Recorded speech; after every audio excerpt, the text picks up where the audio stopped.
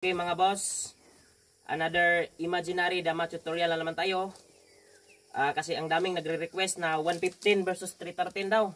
Sige, pagbibigyan natin sila mga boss. Dalawang tirada ang ating papakita ngayon, pang beginners at pang class B at pang class A mga boss. Okay, ito muna. Simulan na natin mga boss. Pagtira natin sa 115 mga boss, 313 yung kalaban. Mag-real lang tayo mga boss, 15-14, kain siya 216, kain din tayo 414. Dalawa yung option niya, 115 saka 116. 115 muna, unahin natin. Pag 115 niya mga boss, pakain ka agad sa 314. Kain siya 15-3, kain ka rin 814. 5-1 siya mga boss, pag 5-1 niya, 6-1 ka lang. Pag 116 niya mga boss, 5-4 ka. Tapos 16-13 siya, 10-5. Kasi may purpose yung 10-5 mga boss. Halimbawa lang mga boss, titira siya ng 9-5. Sa pagtira niyang 9-5 mga boss, pasok na yan sa odd-even principle ng dama. 9-5 is an odd number. So ang counter dyan mga boss ay even-even. So maghahanap ka ng tira dyan na even-even mga boss. Walang iba. Tamaan ng tricks. 14-2 lang mga boss. Diba ang 14 at saka 2 ay even-even. Yan ang tamang sagot sa pagtira ng 9-5 mga boss. Pagkain ka dalawa, 14-2. So kain sa dalawa, tapos pabalikin mo mga boss sa 2-14. Pagkain ka lang sa 116 mga boss, tapos dadama ka na sa 9. O sa ganyang posisyon mga boss, winning position ka na dyan. Okay. Balik natin. 115, tapos 313 yung kalaban. 15-14 tayo. Kain siya. Kain tayo 414. 116 naman mga boss. Pang class A ito mga boss ha. Tiradang class A ito mga boss.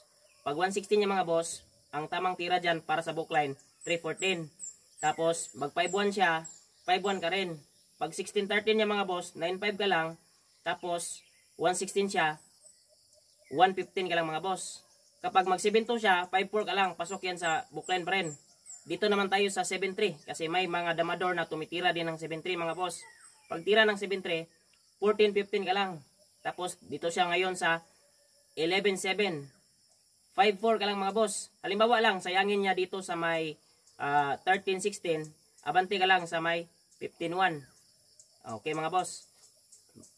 Halimbawa lang mga boss, nagtempo muna siya sa 9-5. Dito ka ngayon, pakain sa 416. Kain siya 13-1, huwag kang atras, abante ka, 616. Dito na mga boss, ito na yung tricks. Kapag tumira siya ng 313 mga boss, 10-5 lang mga boss. So kain siya dalawa, tapos 14-2. Pagkain siya, dadama ka sa 11. Siyempre, kakain pa siya mga boss. Pagkain niya mga boss, 214 lang pakain. So pagkain niya, kain yung dama niya. Okay mga boss, winning position ka na dyan. Ibalik natin mga boss, kasi alam ko na maraming magko-comment na bakit daw hindi itira ang 6-2? Sige, itira natin ang 6-2 mga boss. Hindi siya nag-313. Nag-6-2 siya.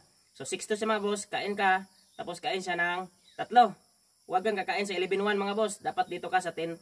Kasi pag nag-313 naman siya mga boss, 8-3 lang mga boss. Pag tira ng 8-3, kain siya 2, 13-15, tapos 2-14. Kain siya, dama tayo sa 9. Okay mga boss, balik natin. Halimbawa lang mga boss, titira siya ng 5-1. Ito nang gawin mo mga boss, 16-13. Lugi ka ng isa mga boss pero lamang ka sa posisyon. Diba? Wala siyang ibang tira kundi mag 115. Kain ka, atras siya, tapos 215 ka dyan mga boss. Tablahan mga boss. Yan ang tirada ng mga class A mga boss. Disclaimer lang mga boss ha, hindi tayo marunong at magaling talaga sa larong dama.